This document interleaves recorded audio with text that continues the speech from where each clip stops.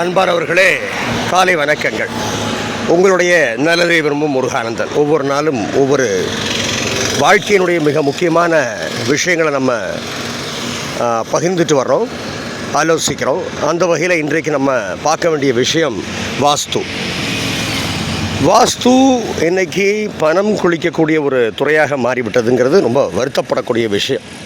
ஏன்னா அடிப்படையான விஷயம் அது. அதை என்ன பண்ணிட்டாங்க, பணம் சம்பாதிக்கக்கூடிய ஒரு தலமாக அதை மாற்றிவிட்டார்கள். அது கூட தப்பு இல்லை. பட்டு பணம் பண்ணணுங்கிறதுக்காகவே வாஸ்துவை கற்றுக்கிறதும் வாஸ்துவை ஆலோசனை சொல்கிறதும் தர்மத்துக்கு எதிரானது. நம்முடைய தர்மம் அப்படி சொல்லலை. ஏன்னா அடிப்படையான விஷயம் அது. இப்படி ஒரு மனிதனுக்கு உணவு, உடை, இருப்பிடம், இந்த மூணும் அடிப்படைன்னு நம்ம சொல்லப்பட்டிருக்கு. அப்போ அதில் பாருங்கள், இருப்பிடம்னு வந்துருச்சு. அப்போ இருப்பிடம்னு வரப்போ அதனுடைய இலக்கணங்கள் என்ன?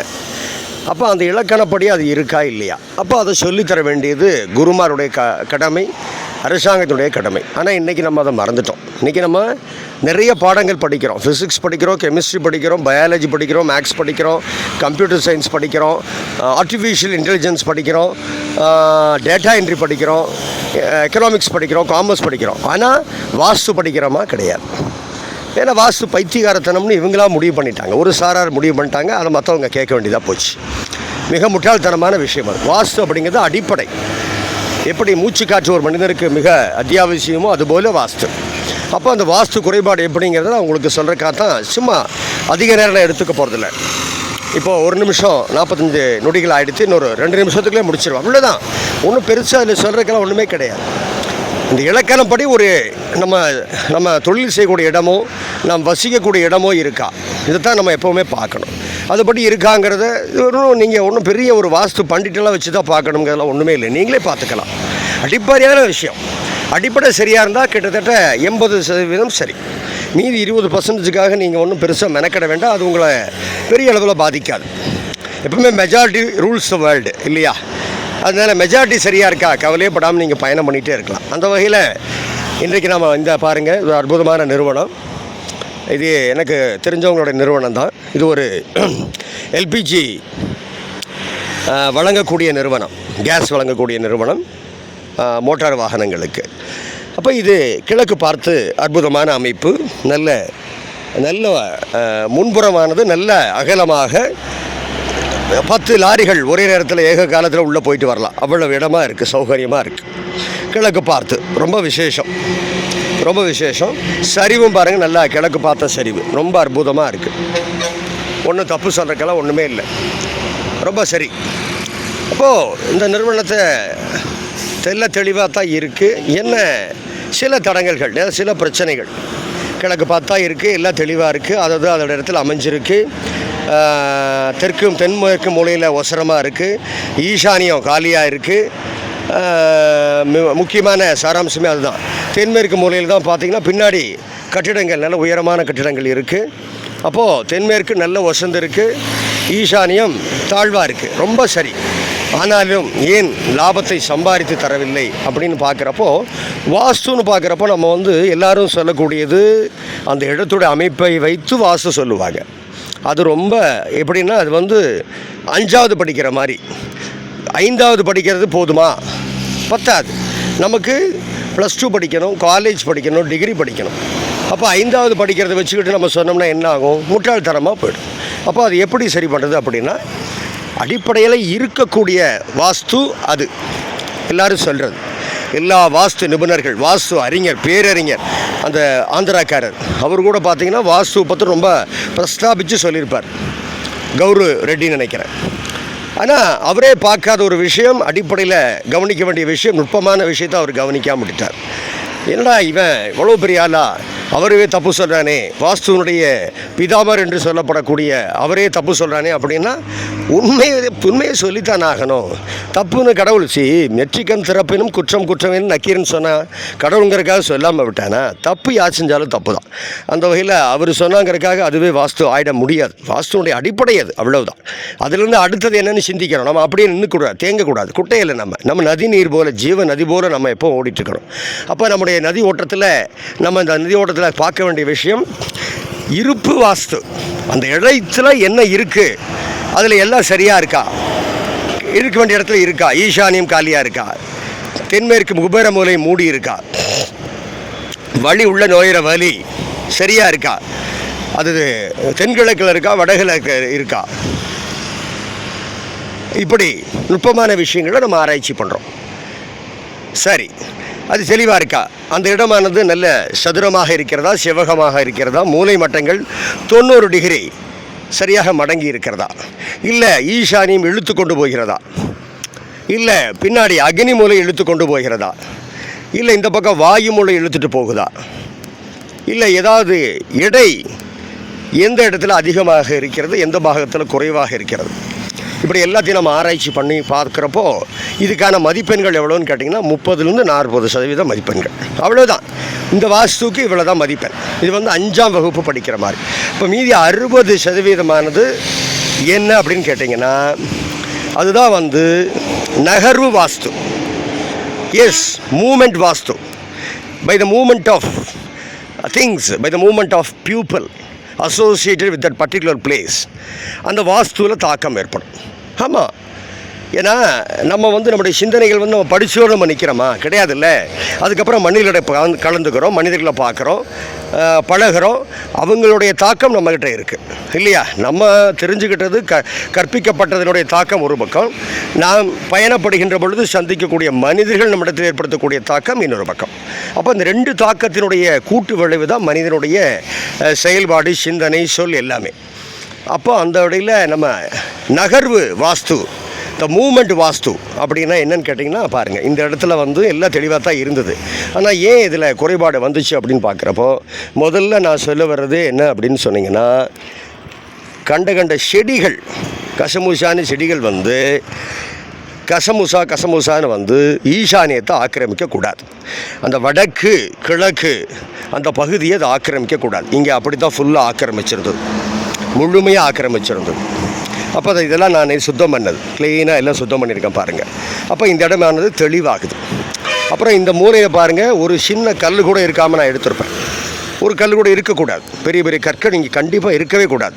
அந்த இடம் கூட கொஞ்சம் சின்ன மேடு கூட இருக்க பாருங்கள். இந்த மேடு கூட நான் இப்போ சுத்தம் பண்ண போகிறேன், இது கூட தடை தான். ஆமாம், நீங்கள் நல்லா காற்று சுவாசிக்கிறீங்க, லேசாக உங்களுக்கு மூச்சு திணறல் வருது அப்படின்னா அதுவும் கஷ்டம் தானே. லேசாக கூட வரக்கூடாது, தெளிவாக நம்ம இருக்கணும். அப்படின்னா என்ன பண்ணணும்? சிறு தடைகள் கூட இருக்கக்கூடாது. அப்போ அதை தெளிவு பண்ணணும். அதை தான் நான் இப்போ தெளிவு பண்ணிகிட்ருக்கேன். பாருங்கள், இங்கே இருக்கிற புல்கள்லாம் பிடுங்கிட்டேன், இங்கேருந்த குப்பையெல்லாம் பொறுக்கிட்டேன். பாருங்கள், இங்கேருந்த உயரமாக வந்திருந்த மரங்கள் எல்லாம் வெட்டி என்னால் முடிஞ்ச வரைக்கும் வெட்டிட்டேன். இந்த ஒரு மரத்தை இன்னும் வெட்ட முடியல, அதை இப்போ அருவாள் வச்சு வெட்ட போகிறேன். அப்போ என்ன ஆகுனா, இந்த இடமானது தெளிவாகிடுது. இந்த இடத்த இன்னும் நான் சுத்தம் பண்ண போகிறேன். அப்போ நான் ஈசானி எழுத்துட்டு போகும். இந்த நிறுவனத்துடைய வெளியில் வர்றப்போ அந்த பாதையானது எந்த விதமான தடங்களும் இல்லாமல் தெளிவாகிடும். உள்ள பயணமானது இயல்பாக போகும், ஜீவ நதியானது இயல்பாக ஓடும். பாருங்கள், இந்த பேரிகேடு பார்த்திங்கன்னா இந்த தடுப்பு சுவரை இந்த இடத்துல இப்படி போட்டிருந்தாங்க, ஈசானியத்தை மறைக்கிற மாதிரி தான் இது வரைக்கும் வச்சுருந்தாங்க. ஒரு ஓரமாக நகர்த்தி வைக்கிறப்ப அந்த ஈசானிய மூலையில் கொண்டு வந்து வச்சுருப்பாங்க. நான் இப்போ என்ன பண்ணுறேன், அதை எடுத்து அப்படியே அந்த பக்கம் நகர்த்தி ஈசானியத்துக்கு எந்த விதமான தடங்களும் இல்லாமல் இப்போ நான் பண்ணிவிட்டேன். நீங்கள் பார்த்துட்ருக்கீங்க. ரொம்ப முக்கியம், ஈசானியமானது எந்த காரணத்தை கொண்டும் அடைபடக்கூடாது. அடைபட்டுச்சோ எவ்வளோ தூரம் நீங்கள் அடைக்கிறீங்களோ அந்த அளவுக்கு உங்களுடைய வளர்ச்சியானது பாதிக்கப்படும். ஆக அதை நம்ம இப்போ எடுத்துட்டோம், நகர்த்திட்டோம், சரி பண்ணிட்டோம். அந்த கற்களெல்லாம் தூக்கி எறிஞ்சாச்சு, இங்கே இந்த கற்களெல்லாம் தூக்கி எறிஞ்சாச்சு, வேறு பக்கம் நகர்த்தியாச்சு. செடிகள், தேவையில்லாத செடிகள் எல்லாம், ஒசரமான செடிகள் காஞ்சு கிடந்தது எல்லாம் பிடுங்கி எறிஞ்சாச்சு. இதை இப்போ நான் சுத்தம் பண்ண போகிறது. அப்போ இந்த இடமானது தெளிவாக மாறிவிடும். அப்போ ஈசானியம் பளிச்சுன்னு ஆகிடும். சரி, அடுத்து மிக முக்கியமான நம்ம கவனிக்க வேண்டியது தான் இப்போ நான் சொல்ல போகிறது. நீங்கள் அவசியம் அதை கவனிக்கணும். பாருங்கள், இந்த இடத்துல பலர் வந்து போகக்கூடிய இடம், நிறைய வண்டி வாகனங்கள் வந்து போகக்கூடிய இடம். அப்படி வரக்கூடிய பட்சத்தில் அந்த வண்டி வாகனங்களில் ஒட்டி கொண்டிருக்கக்கூடிய மாசுகள், மண் துகள்கள், இது எல்லாம் எங்கே வந்து கொட்டப்படும்னா இங்கே தான் வந்து கொட்டப்படும். மட்டுமல்ல, இந்த சாலையின் வழியாக காற்றடிக்கின்ற பொழுது அங்கே அந்த சாலையில் இருக்கக்கூடிய மண் துகள்களும் உள்ளே வரும், எல்லாம் உள்ளே வந்து அடைஞ்சிக்கும். அப்போ இந்த துகள்களில் நம்ம என்ன பண்ணணும், அப்பப்போ சுத்தம் பண்ணிக்கிட்டே இருக்கணும்.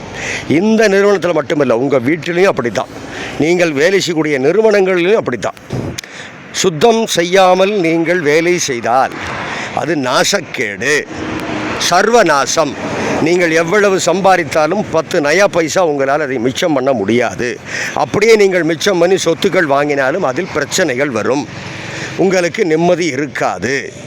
ஆக என்ன நாம் செய்ய வேண்டும்? சுத்தம் சுத்தம் சுத்தம். அதனால தான் சுத்தம் சோறு போடும்னு சொல்லி நம்ம பெரியவங்க சொன்னாங்க. சும்மா விளையாட்டுக்கு சொல்லவில்லை, அது நிறைய பேர் கிண்டல் பண்ணுறாங்க. சுத்தம் சோறு போடுன்னா அப்போ குழம்பு என்ன ஊற்றணும்? முட்டாள்கள், படு முட்டாள்கள், படித்த முட்டாள்கள். அவர்களை விட்டு தள்ளுங்க அந்த கோமாளிகளை. நம்ம இப்போ நம்முடைய சாஸ்திரங்களும் தர்மங்களும் என்ன சொல்லுதுன்னு தெளிவாக பார்ப்போம். ஆக இந்த இயக்கத்தில் வரக்கூடிய இந்த மண் துகள்கள் என்ன அது அப்படின்னு கேட்டிங்கன்னா பாருங்கள், இப்போ இந்த ஆட்டோ வருது அப்படின்னா அந்த மண் துகளை ஒட்டி கொண்டிருக்கக்கூடிய அந்த ஆட்டோவில் இருக்கக்கூடிய மண் துகள்கள் வந்து அந்த வண்டிக்காரனுடைய பாவ புண்ணியங்கள், அதில் வண்டியில் பயணிக்கக்கூடியவங்கள பாவ புண்ணியங்கள். அப்போ அதை என்ன பண்ணுறாங்க, கொண்டு வந்து இந்த வண்டி இங்கே நிறுத்துகிறப்போ அதை இங்கே விட்டுறாங்க. அப்போ இப்படி என்ன ஆகுது, இந்த பாவமும் புண்ணியமும் ரெண்டும் இங்கே சேர்ந்துக்கிட்டே இருக்குது. இப்படி நம்ம சேர்ந்துகிட்டே இருக்கப்போ தினந்தோறும் அதை சுத்தப்படுத்தினா தான் நம்ம அந்த பாவங்கள் அந்த புண்ணியங்கள் நம்மளை வந்து தொந்தரவு பண்ணாது, நம்ம ஒட்டிக்காது, நம்முடைய எந்த விதத்தில் நமக்கு தாக்கத்தை ஏற்படுத்தாது. நம்ம சுத்தம் பண்ணாதப்போ என்ன ஆகும்னா, என்ன ஆகும் உங்களுக்கு, இந்த பாவம் எல்லாம். ஏன்னா இன்றைக்கு மனிதர்கள் அதிகமாக பாவம் தான் செய்கிறாங்க, புண்ணியங்கள் ரொம்ப கம்மியாக தான் செய்கிறாங்க, அதுக்கு நேரம் இல்லைன்னு சொல்லிக்கிறாங்க. ஆக பாவங்கள் எல்லாம் கொண்டு வந்து இந்த நிறுவனத்தில் இங்கே இந்த இடத்துல போடுறப்போ, இங்கேன்னு இல்லை, ஆஃபீஸில் அப்படி தான் 10 பேர் வர்றாங்க போகிறாங்க, அவங்க பாவம். வீட்டுக்கு 100 பேர் வர்றாங்க, அவங்களுடைய பாவம். இதெல்லாம் குப்பைகள் வழியாகத்தான் அவங்க கொண்டு வந்து நம்மகிட்ட போடுவாங்க. அங்கே அவங்க வந்து அங்கே சுவாசிக்கக்கூடிய அந்த காற்று, அங்கே அவர்கள் வந்து அங்கே அவங்களுடைய சிந்தனைகள், நம்ம வீட்டில் வந்து உட்காரப்போ அவங்களுடைய சிந்தனைகள் மற்றும் அவர்கள் கொண்டு வரக்கூடிய அந்த நுண்ணிய துகள்கள், தூசுகள், இதெல்லாம் அவர்கள் கையோடு கொண்டு வரக்கூடிய பாவ மூட்டைகள். இந்த பாவ மூட்டைகளை கொண்டு வந்து நம்மக்கிட்ட வீட்லேயோ நம்ம இருக்கக்கூடிய இடங்கள்லையோ அவங்க போட்டுட்டு போயிடுறாங்க. நம்ம என்ன பண்ணுறோம், சுத்தமே பண்ணுறதில்ல. நிறைய வீடுகளை பாருங்கள், இப்போ சுத்தம் பண்ணுறதுங்கிறது என்னமோ விளையாட்டுத்தனமாக பண்ணிகிட்ருக்காங்க. வாரத்துக்கு ஒரு நாள் சுத்தம் பண்ணுறது, ஆளை வச்சு சுத்தம் பண்ணுறது, ஆள் கிடைக்கிறது இல்லை, முட்டாள்தனமான வாதம். உங்கள் வீடு நீங்கள் தான் சுத்தம் பண்ணி ஆகணும், நீங்கள் தானே வாழணும், நீங்கள் தான் சுத்தம் பண்ணி ஆகணும். எதுக்கு அப்போ பெரிய வீடு கட்டுறீங்க? அப்போ பெரிய வீடு கட்ட வேண்டாமா? காசு சம்பாதிக்க கட்ட வேண்டாமா? கட்டுங்க. ஆனால் வேலைக்காரங்க மட்டும் வேலை செஞ்சால் பத்தாது. நீங்கள் குறைந்தபட்சம் உங்கள் அறைவாவது சுத்தம் பண்ணுங்கள். 10 ஏக்கரால் வீடு கட்டிக்கங்க, பங்களா கட்டிக்கங்க. ஆனால் உங்களுக்குன்னு ஒரு அறை வச்சுருப்பீங்களா, ஒரு 10க்கு 16 இல்லை 20க்கு 16, அந்த அறைவாவது நீங்கள் சுத்தமான பாருங்கள். ஏன்னா உங்களுடைய முயற்சி அப்படிங்கிறது அதில் 1% இருக்கணும். சும்மா கமெண்ட் பண்ணுறேன், நான் பெரிய நான் அம்பானி, நான் அதானின்னு நீங்கள் நினச்சிங்கன்னா நான் என்ன சொல்கிறது, நான் உங்களுக்காக வெட்கப்படுகிறேன், வேதனைப்படுகிறேன். தயவு செய்து உங்களுக்கானதை நீங்கள் தான் செஞ்சாகணும், கொஞ்சமாவது செய்யுங்க. ஆக இந்த பாவ மூட்டைகளை நம்ம அப்பப்போ சுத்தம் பண்ணணும். பாருங்கள், இங்கே கடந்த ஓராண்டாக இங்கே இவர்கள் சுத்தம் பண்ணாமல் சேர்த்து வச்சிருந்த அந்த பாவ மூட்டைகள் நீங்கள் பார்க்குறீங்க. இதை நான் இன்றைக்கு காலையில் 4 மணிலேருந்து சுத்தம் பண்ணிகிட்ருக்கேன். இன்னும் பாதி தான் சுத்தம் பண்ணியிருக்கேன், இன்னும் பாதி சுத்தம் பண்ண வேண்டியது இருக்குது. பாருங்கள், அதுக்கு தான் எடுத்து வச்சுருக்கேன். இதில் சுத்தம் பண்ணி நான் இப்போ போட போகிறேன். அப்போ இதெல்லாம் எடுத்துட்டேன் அப்படின்னா இங்கே இருக்க பாவ மூட்டைகள் எல்லாம் கிளியர் ஆகிடுச்சு. அப்போது இயக்கத்தால் வரக்கூடிய வாஸ்து பாருங்கள், இந்த விஷயத்தை இதுவரையும் யாரும் பேசவில்லை. ஸோ இயக்கத்தால் வரக்கூடிய வாஸ்து குறைபாடு அப்படிங்கிறது நல்லதே விரும்பும் முருகானந்தனாகிய என்னுடைய அனுபவத்தின் ஆராய்ச்சியின் அடிப்படையில் நான் கண்டுகொண்ட பேருண்மை. ஏன்னா நிறைய இடங்களுக்கு நான் போகிறேன், அநேக இடங்களுக்கு நான் போகிறேன். எங்கெல்லாம் சுத்தமாகவும் ஒவ்வொரு அறையும் ஒவ்வொரு கேபினெட்டுன்னு சொல்லக்கூடிய அந்த ஒரு பெரிய 20 கேபினெட் ஒரு பெரிய நிர்வாகத்தில் இருந்தாலும் அந்த 20 கேபினெட்டும் சுத்தமாகவும் பளிச்சனும் பார்ப்பதற்கு ரம்மியமாகவும் எவரெல்லாம் வைத்திருக்கிறார்களோ அந்த நிறுவனமானது தெளிவாக நடந்து கொண்டிருக்கிறது. எந்த நிறுவனத்தில் குப்பை கூற மாதிரி வச்சுருக்காங்களோ, இன்றைக்கு அநேக பனியன் நிறுவனங்களில் திருப்பூரில் போய் பார்த்தீங்கன்னா காரி துப்பி அவங்க மூஞ்சியில் தொடச்சி போட்டு வந்துடலாம். நான் வெக்கமாக நான் பளிச்சுன்னு சொல்கிறேன். நானும் ஒரு பையிங் ஏஜென்ட்டாக இருந்தவன் தான். என்னுடைய அறையை வந்து அவங்க பார்த்துருக்கணும் எப்படி இருந்ததுன்னு சொல்லிட்டுங்க. நீ ஏன் மேலே போய்க்கல அப்படின்னா அது கர்மா, அவ்வளோதான் என்னுடைய எல்லைகள், அதில் நான் அவ்வளோதான் போகணும்னு விதிக்கப்பட்டது. எனக்கு 10 கோடி ரூபாய்க்கு தான் எனக்கு வியாபாரம் செய்யணும்னு எனக்கு கர்மா இருந்தால் அவ்வளோதான் நான் செய்ய முடியும். நான் ஒன்றும் 100 கோடிக்கு செய்ய முடியாது. அதனால் அந்த கடவுளை நம்பாதவங்களை பற்றி நம்ம கவலைப்பட வேண்டாம். அவர்கள் கிறுக்கர்கள், அவர்களை விட்டு தள்ளுங்க, குப்பைகள், அந்த குப்பை மாதிரி. அவரோட வாதங்கள் நமக்கு தேவையில்லை. அவர்கள் வாழ்க்கையை நம்ம கற்றுக்க வேண்டிய அவசியமும் இல்லை, ஒன்றுமே இல்லை. ஒரு மண்ணாங்கட்டி கூட கிடையாது அவங்ககிட்ட. ஆக நாம் செய்ய வேண்டியது இதுதான். அந்த இயக்கத்தால் வரக்கூடிய வாஸ்து குறைபாட்டை நாம் தினந்தோறும் சரி செய்கின்ற பொழுது கிட்டத்தட்ட 60%லிருந்து 70% நம்முடைய வாஸ்து குறைபாடானது விடுபட்டு விடுகின்றது. அப்போ மெஜாரிட்டி அந்த கணக்கில் பார்க்குறப்போ நமக்கு அந்த இடத்தினுடைய குற்றங்கள் குறைகள் ஒரு 30-40% பாதிப்புகள் ஏற்படுத்தினாலும் இந்த 60% குறைபாடுகளிலிருந்து நம்மளை தற்காத்து கொள்ள முடியும். ஆனால் அதில் என்ன அப்படின்னா, வாஸ்து பெரிய குறைபாடு இருக்கக்கூடிய இடத்துல இதை நீங்கள் செஞ்சீங்கனாலும் உங்களால் செய்ய முடியாது, அது செய்ய விடாது. அதுவே வாஸ்து குறைபாடு இருக்கிற பெரிய குறைபாடு இருக்காச்சு, அடிப்படை அடிநாதம், இந்த ஃபவுண்டேஷன் அவுட் ஆஃப் போச்சு இல்லையா. ஆக நீங்கள் முடிந்த வரைக்கும் வாஸ்து குறைபாடு இல்லை வாஸ்து குறைபாடு இருந்தாலும் அது சரி செய்யக்கூடிய இடமாக இருக்குதான்னு பாருங்கள். அந்த இடத்துல நிறுவனத்தை துவக்கிட்டு வீட்டை கட்டிட்டு இந்த ஏக்கத்தால் வரக்கூடிய வாஸ்து குறைபாடுகளை நீங்கள் தவிர்த்துட்டீங்க அப்படின்னா நீங்கள் ஒரு வெற்றிகரமான இல்லத்து அரசனாக இருக்கலாம், நல்ல கணவனாக இருக்கலாம், நல்ல தொழிலதிபராக இருக்கலாம், நல்ல ஒரு முதலாளியாக இருக்கலாம், எப்படி சொல்லிக்கலாம், ஒரு நல்ல தலைமை நிர்வாக அதிகாரியாக இருக்கலாம். எந்த ஒரு தலைமை நிர்வாக அதிகாரி தன்னுடைய நிறுவனத்திலே சுத்தம் போற்றுதும், ஞாயிறு போற்றுதும், திங்கள் போற்றுதும், மாமழை போற்றுதும். சிலப்பதிகாரத்தில் சொன்னது தான் நான் இங்கே சொல்லுவேன். சுத்தம் போற்றுதும் எவர் ஒருவர் அந்த சுத்தத்தை தங்களுடைய வாழ்க்கையிலும் மிக நேர்த்தியாக நீங்கள் ஒவ்வொரு செயல்பாட்டையும் நீங்கள் நேர்த்தியாக செய்கின்ற பொழுது உங்கள் வாழ்க்கை நேர்த்தியாக மாறிவிடுகிறது. நீங்கள் ஒவ்வொரு செயல்பாட்டையும் அரைகுறையாக செய்து விடுகின்ற பொழுது உங்கள் வாழ்க்கையும் அரைகுறையாக மாறிவிடுகின்றது. உங்கள் சிந்தனை தான் வாழ்க்கை. அப்போது நீங்கள் எத்தனையோ அடிபடுறீங்க, எத்தனையோ அனுபவங்கள். அந்த அனுபவங்களை நீங்கள் என்ன பண்ணிக்கணும் அப்படின்னா, நேர்பட பேசுன்னு பாரதி சொன்ன மாதிரி நீங்கள் நேர்பட அதை மாற்றினீங்கன்னா, நீங்கள் ஒவ்வொரு சின்ன செயல்களையும், ஒரே ஒரு ரூம் தான் எங்கள் வீட்டில் இருக்குது, பரவாயில்ல, சுத்தமாக வைங்க, க்ளீனாக வைங்க, அதாவது இடத்துல அது வைங்க, எந்த கசகசப்பும் வேண்டாம், எல்லாம் மடிக்கப்பட்டு தெளிவாக இருக்கட்டும், பழிச்சு இருக்கணும். உள்ள நுழைஞ்சாவே ஒரு மகிழ்ச்சி வரணும். இன்றைக்கு அநேக வீடுகளுக்கு நான் போகிறேன், பார்த்தீங்க அப்படின்னா முன்னாலே பார்த்தீங்கன்னா செருப்பு மலைகள் தடைகளாக அங்கங்கே வெக்கக்கேடு. என்ன படிச்சிருக்கோம், எதுக்கு படிக்கணும், ஏன் படிக்கணும், படித்த முட்டாள்கள் அப்படிங்கிறத நீங்கள் தெரிஞ்சுக்கலாம். முதல்ல அந்த செருப்புகள் அந்த உள்ள நுழையிறப்பவே அந்த வாசலே சொல்லி போடும், அந்த வீடு அங்கே லக்ஷ்மி இருக்காளா இல்லை மூதேவி இருக்காளாங்கிறத பளிச்சுன்னு சொல்லி போடும். ரெண்டாவது, நீங்கள் உள்ளே போக வேண்டாம், அப்படியே அந்த வீட்டினுடைய வெளிப்புறத்தில் கூடிய பாத்ரூமுக்கு போங்க, கழிவறைக்கு போங்க. அந்த கழிவறை கன்றாவியாக இருந்தது அப்படின்னா அந்த வீட்டில் இருக்கக்கூடிய மனிதர்கள் கன்றாவியானவர்களே. அவர்களிடத்தில் நீங்கள் வியாபாரம் செய்யாதீர்கள், அவரிடத்தில் நீங்கள் தயவுசெய்து நட்பை வளர்த்தாதீர்கள். அவர்கள் கேடுகட்ட மனிதர்கள். அந்த கேடுகட்ட மனிதர்கள்ட்ட நீங்கள் தயவுசெய்து பழகாதீங்க. அவர்கள் கொஞ்சம் கூட மனிதராக இருப்பதற்கு தகுதியற்றவர்கள். ஆக எவர் ஒருவர் தன்னுடைய வீட்டை சுத்தமாக வைத்திருக்கிறாரோ, எவர் ஒருவர் தன்னுடைய நிறுவனத்தை சுத்தமாக வைத்திருக்கிறாரோ, எவர் ஒருவர் தான் பயணம் செய்யக்கூடிய தன்னுடைய வாகனத்தை சுத்தமாக வைத்திருக்கிறாரோ, அவர்கள் மட்டுமே நாம் வியாபாரம் செய்வதற்கு தகுதியானவர்கள், பழகுவதற்கு தகுதியானவர்கள், நட்பு கொள்ளுவதற்கு தகுதியானவர்கள். மற்றவர்கள் அத்தனையும் என்ன சொல்லுது, இங்கிலீஷில் போனோம் அப்படின்னா ரப்பிஷ் அப்படின்னா ஒன்றுக்கும் உதவாததுன்னு அர்த்தம். ஆக ஒன்றுக்கும் உதவாதவர்களை புறம் தள்ளிவிட்டு நல்ல மனிதர்களை தேடிச் செல்லுங்கள், நல்ல தொழில் நிறுவனர்களை தேடிச் செல்லுங்கள், நல்ல தலைவர்களை தேடிச் செல்லுங்கள். உங்கள் வாழ்க்கை தெளிவாகும். அந்த தலைவருடைய அவருடைய தெளிவான வாழ்க்கை உங்களையும் தெளிவுபடுத்தும்.